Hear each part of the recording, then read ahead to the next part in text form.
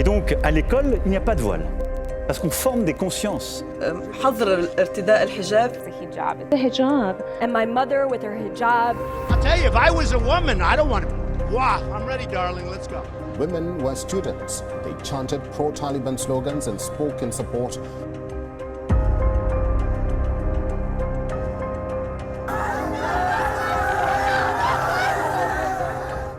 دول تمنعه وتحظره وتغرم من ترتديه من النساء، وقد يصل الأمر إلى السجن وفي بعض الحالات إلى الموت، ودول أخرى تفرضه على النساء بالإجبار وتعاقبهن إذا ما رفضن ارتداءه، وقد يصل الأمر أيضا إلى السجن.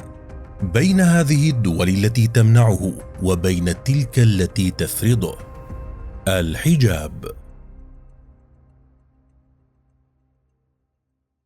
كان فرضاً إجبارياً على جميع نساء العالم على اختلاف الأزمنة، ورمزاً للعفة والطهارة والمكانة الاجتماعية العالية. واليوم يشكل ارتداؤه مشاكلاً كبرى للمرأة، خاصة في المجتمعات الأوروبية التي تراه على أنه رفض صريح للاندماج في المجتمع، ليتحول الحجاب مع الوقت إلى الزي الأكثر جدلاً والمصطلح الأكثر تداولاً، وتحديداً في فرنسا، البلد الذي يعيش أجواء انتخابات يقولون عنها أنها ديمقراطية بأجواء مفعمة بحرية الاختيار. وفي المقابل يبنون برامجهم الانتخابية على هدف واحد، وهو منع مجموعة من البشر من ارتداء الحجاب. كلمة الحجاب التي أصبحت تهز الشرق والغرب بين مؤيد ومعارض، من أين بدأ؟ وما هو تاريخه في الحضارات والأديان؟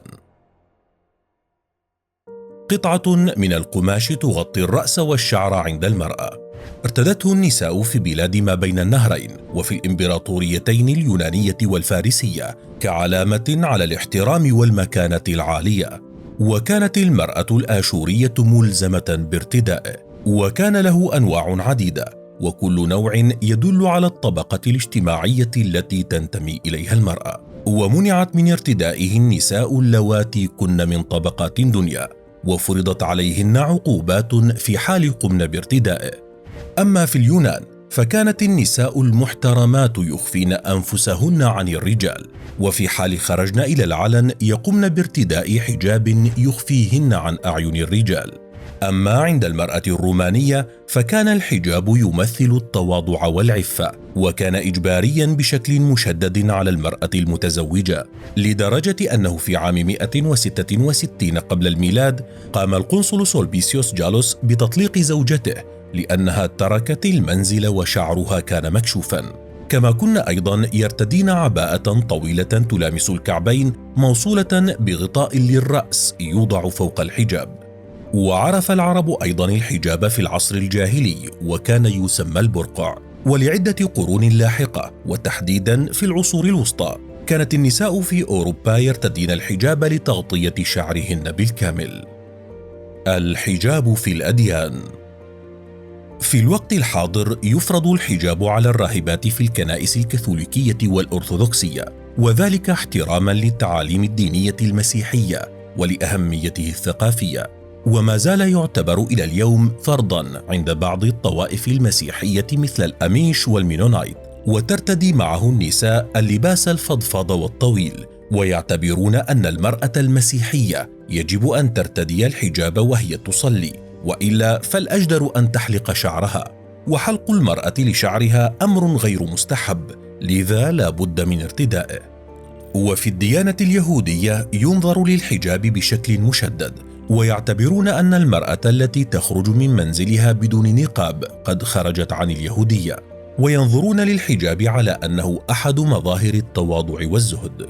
أما في الديانة الهندوسية فيسمون من يلبس الحجاب من النساء باسم جونغات، وكان إجباريا عند الهندوس حتى القرون الوسطى. وفي وقت سابق أصدر المعبد الهندوسي توصياته بضرورة ارتداء الحجاب تحاشيا لنظرات الرجال ولتجنب التحرش المنتشر بالهند. وأخيرا نصل إلى الديانة الإسلامية التي تعتبر الحجاب سترا للمرأة، وهناك إجماع من علماء الدين الإسلامي على وجوب ارتدائه. هذه هي قصة الحجاب عبر التاريخ وفي جميع الحضارات والأديان التي أقرت جميعها بوجوب وجود اختلاف بين الرجل والمرأة من حيث اللباس وضرورة ارتداء النساء للحجاب. فبرأيك لماذا كل هذا التصعيد العالمي الذي يرافق الحجاب الذي لطالما كان ولا يزال رمزاً للعفة والرقي؟